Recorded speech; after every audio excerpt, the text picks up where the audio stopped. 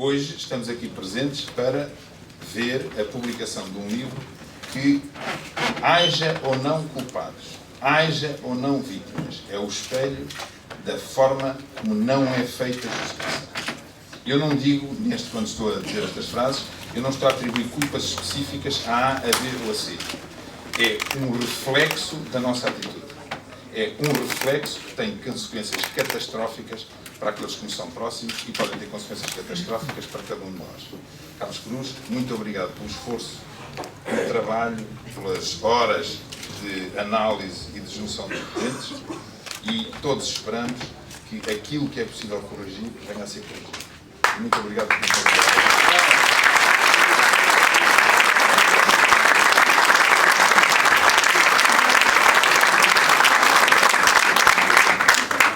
Doutor, muito obrigado. A Correio da Vida prega-nos muitas partidas e obriga-nos a fazer muitas coisas que não estávamos à espera. Este é o caso típico de um homem que devia ler e improvisou, e do homem que queria improvisar e que vai ler.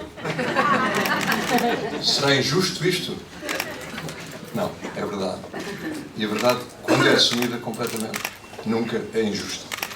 Eu vou passar a ler porque eu não queria passar esta tarde esquecendo de algumas coisas que são pequenas informações e que são, por outro lado, também a expressão de um ou outro sentimento que acho que nestes atos devem ser mostrados a quem nos quer bem, a quem nos acompanha e mesmo àqueles que nos querem mal, para que com isso aprendam a querer bem aos outros. Isto é, a feitura do bem pode ser um ato de extrema pedagogia. Eu estou mesmo rouco, não é emoção ainda.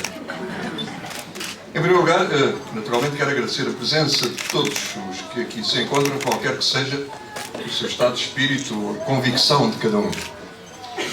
Entre todos, um agradecimento especial para a Raquel, que foi minha companheira durante quase 14 anos. A sua presença aqui, para além da evidente prova pública, mais uma, de solidariedade que significa, é também uma resposta a todas as provocações que têm sido feitas em tentativas patéticas de atribuir a nossa separação conjugal a uma mudança das certezas que a Raquel sempre proclamou da minha inocência. Muitas são as separações que acontecem diariamente pelos mais variados motivos e que dão muito colorido ao cor-de-rosa de certas publicações. A nossa, por muito que seja difícil de engolir, foi um ato mútuo de respeito e de solidariedade. Sejam todos bem-vindos e agora gostaria de referir alguns pontos que para mim são relevantes. E começo pela razão da escolha deste teatro para fazer a apresentação deste meu livro. Entre março e dezembro de 1969, no Teatro Vilaré, eu e dois companheiros e grandes amigos, José Fialho Gouveia e Raul Solnado, vivemos dias muito intensos. Graças a um programa de televisão chamado Zico Zico, tivemos o privilégio, mas também a tristeza, de tomar conhecimento de que existia um país pleno de injustiças da mais variada natureza, com relevo para as abissais desigualdades sociais e para a total incapacidade imposta pelo sistema de muitos portugueses humildes e maltratados poderem fazer ouvir a sua voz. Quisemos, com alguma ingenuidade, ser essa possibilidade. Com as limitações da época e numa luta semanal com a censura, representada nas gravações por um senhor engravatado que no final nos dava a lista do que tínhamos que cortar, nós três ainda conseguimos mostrar, ou pelo menos dar a entender aos portugueses alguma dessa realidade. E só desistimos quando o poder começou a cortar a torto e a direito sem qualquer critério, a não ser o do primitivismo intelectual, como por exemplo sermos proibidos de perguntar aos entrevistados quanto é que ganhavam por mês para não mostrarmos os salários de fome. No dia 24 de março de 2003, estava eu preso, muitos amigos meus encheram este teatro para uma festa de música e palavras sob o título Um Abraço para Carlos Cruz. Foi o meu presente de aniversário que guardo religiosamente em formato de CD. A amizade de Zé Fialho, o amor da família, a solidariedade de tantos e tantos artistas e a capacidade e amizade do Carlos Pedrosa Cruz, o outro Carlos Cruz, ou o CC2, concretizaram um espetáculo a que não assisti, mas que guardo na memória e, acima de tudo, no coração. Tenho, portanto, do Teatro Vilaré, duas emoções. E se a do dia 24 de março é uma lição de amizade e afirmação da convicção da minha inocência por parte de tanta gente que aqui esteve presente como espectador ou como atuante, a recordação do Zip-Zip tem um valor muito mais abrangente porque toca a defesa dos valores com que cresci e que afinal estavam a ser espezinhados no meu próprio país. Falámos, eu e Zé Fialho, o Raul, muito disso. Entre nós e com amigos cúmplices do que estávamos a tentar fazer, a denúncia da injustiça, a revolução da verdade. Recordo Jaime Moura Ferreira e principalmente Fernando Oneto, primo do Raul, várias vezes preso pela PIDE e sujeito também várias vezes à tortura do sono a que ele resistia, segundo nos contava com uma extraordinária força interior, pensando, nesses momentos, em filmes de cowboys com o John Wayne. Esse período da minha vida reforçou em mim o repúdio pela injustiça e o amor pela verdade, valores que meu pai já me tinha transmitido. Desse período, eu saí mais triste, mas muito mais consciente. A mentira, a propaganda, a manipulação eram uma realidade no meu país. A sua denúncia corria o risco de ser severamente punida. Prisão, tortura, desterro. Por tudo isto, por me recordar cada vez mais por analogia desse período, achei que não havia espaço mais simbólico para apresentar o meu livro do que este. Porque o meu livro está na linha coerente do nosso projeto do Zip-Zip. Denunciar a mentira, lutar pela verdade e pela justiça. Escrevi-o, muitas vezes movido pelos mesmos sentimentos que me assaltavam quando criávamos mais um programa Zip. E se desta vez falo de mim, o que está em causa não é apenas o indivíduo ou o cidadão Carlos Cruz, mas sim aquilo que permite que o cidadão Carlos Cruz ou qualquer outro seja vítima de uma enorme mentira, de uma terrível injustiça. E, portanto, aquilo que permite admitir que possam existir ou que possam vir a acontecer casos como os do cidadão Carlos Cruz. Citando Kafka, alguém deve ter difamado Joseph K., porque sem ter feito nada de errado, foi preso numa bela manhã. Só que em 1969 era sob a tutela e vigilância de um Estado autoritário. Desta vez é mais grave. Tudo se passa à sombra de um Estado chamado democrático. E se não há Estado democrático sem justiça, então há que estar atento e lembrar Martin Luther King, como faço no meu livro. Uma injustiça em qualquer lado é uma ameaça à justiça em todo lado. Ao Vasco Morgado, como é obrigado pela cedência deste espaço. Estado este esclarecimento, quero agora registrar o meu profundo obrigado, emocionado obrigado, ao Dr. Manuel Pedro Magalhães. A sua forma de ser cidadão, o seu estatuto profissional, a sua carreira intelectual conferem à sua presença aqui um valor acrescentado que jamais esquecerei. Estar aqui para mim também tem a leitura de um ato de coragem e de exercício da sua própria liberdade. Há quem diga que o coração comanda muitas emoções e os sentimentos, mas julgo poder afirmar que é o cérebro a grande fonte do pensamento. E não há cérebro sem o coração a bater. E por muito que este não tenha a ver com o nosso mundo racional, o coração é a fonte indispensável para todo o milagre chamado vida.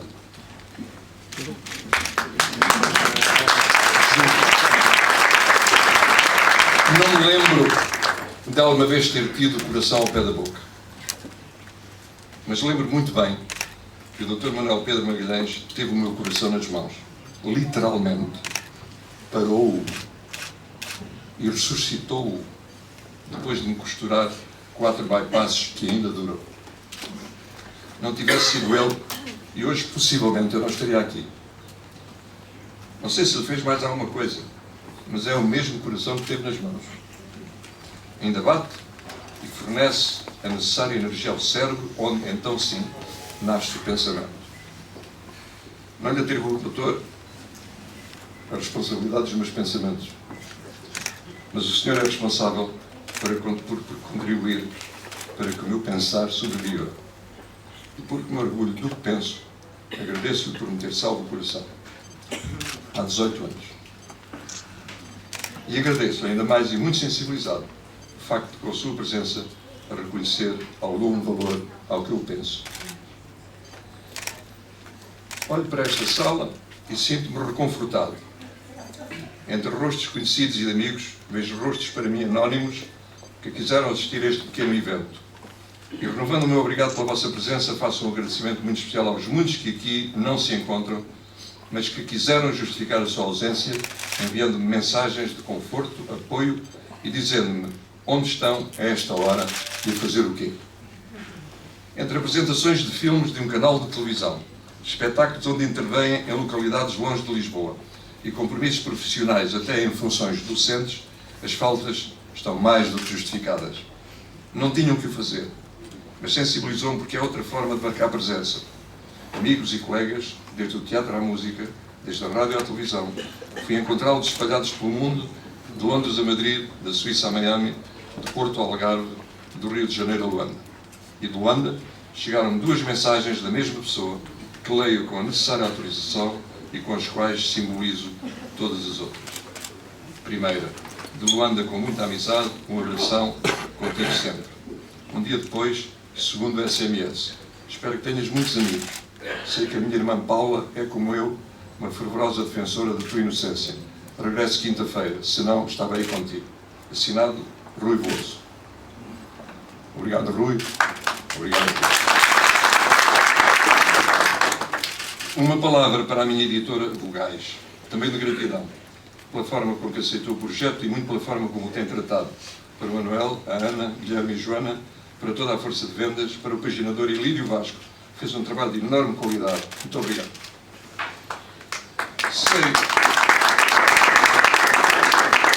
Sei também que estão aqui várias pessoas que contactam comigo através do Facebook. Já reconheci algumas caras pelas fotografias que têm no seu perfil e outras estarão que ainda não identifiquei, o que terei mais dificuldade em detectar. Sejam bem-vindos todos e obrigado pelo vosso apoio praticamente diário. O Facebook é uma estrutura híbrida a que chamam rede social e tem sido para mim uma odisseia, que me chega a lembrar o Big Brother. Fecharam a minha página individual por 3 vezes. Já estava com 6.200 amigos. Não contendo o discurso racial, não incitando à violência, não tendo conteúdos pornográficos, custa-me entender a política do Facebook, que nem dá qualquer justificação pelo fecho. A censura nos anos 60, por vezes ainda tentava explicar. Por exemplo, quando tive um programa chamado Discorama, em 1963, fui proibido pela máquina censória, eufemisticamente batizado por Marcelo Caetano de exame prévio, de mostrar fotografias dos Beatles. Eu não podia mostrar fotografias dos Beatles. E porquê? Porque tinha o cabelo muito comprido. É estúpido, mas é uma razão que me foi comunicada oficialmente. No Facebook não. Fecha-se e acabou-se. Porquê? Não dizem. Tenho então agora uma página de figura pública que tem algumas limitações em relação ao perfil pessoal, como se sabe.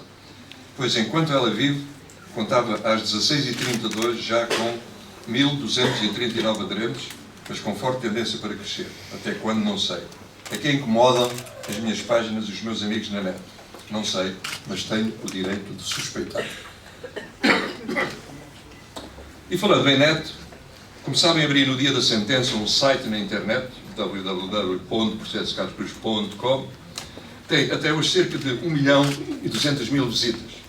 Continuava ao fim deste tempo todo com uma média entre 100 e as 300 visitas diárias. Pois agora que as pessoas sabem que têm este livro como fonte de informação e esclarecimento, comecei a notar um aumento de visitas ao site. Isso significa que as pessoas querem mesmo ser informadas, procurando no site a informação complementar daquilo que se encontra no livro.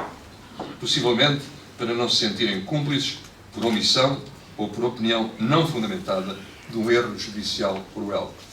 Ontem, até à meia-noite, o site teve 678 visitantes. Depois da meia-noite e apenas até às 16h30, já ia 790. Desde o dia 12 deste mês foram vistas pelos leitores 17.388 páginas. Um cidadão bem informado pode ser mais justo e será sempre mais livre. Finalmente, são mais 2 pontos que me dão especial satisfação. Ontem à tarde, um dos mais conceituados jornalistas internacionais de investigação publicou no seu site oficial uma entrevista comigo antecedida de um pequeno artigo a que deu o título Carlos Cruz é inocente. Tomar conhecimento desta afirmação, escrita por este jornalista, é a razão para me sentir ainda mais acompanhado na minha missão. O seu livro sobre o grupo de Bilderberg já vendeu mais de 3.500.000 exemplares. O seu trabalho de denúncia de injustiças, complôs e organizações altamente suspeitas de grandes conspirações já sofreu 3 atentados à sua vida. Em Portugal estão publicados 2 livros da sua autoria, Toda a Verdade sobre o Clube Bilderberg e Os Senhores da Sombra. Recomendo a sua leitura para uma melhor compreensão da crise que Portugal e a Europa estão a atravessar. Chama-se esse jornalista Daniel Estulin e o seu site é www.danielestulin.com. Tem artigos em inglês e em espanhol, as suas 2 línguas, mas tem tradutor automático razoável no próprio site. Finalmente, um último ponto. Chegou ao meu conhecimento que em julho e setembro do ano passado, uma empresa realizou uma sondagem com um inquérito a 1.500 pessoas numa amostragem a nível nacional. Tive acesso ao resultado desses estudos e, não estando autorizado a revelar o nome da empresa, tenho o seu acordo para referir os resultados que me foram fornecidos. Assim, feita a média ponderada das 2 sondagens, o resultado é 18,7% considera-me culpado, 31,3% tem dúvidas, 40% considera-me inocente, 10% não sabe ou não responde. Dos 90%, portanto, retirando os 10%, dos 90% que responderam, 79% não acredita na justiça. Muito obrigado.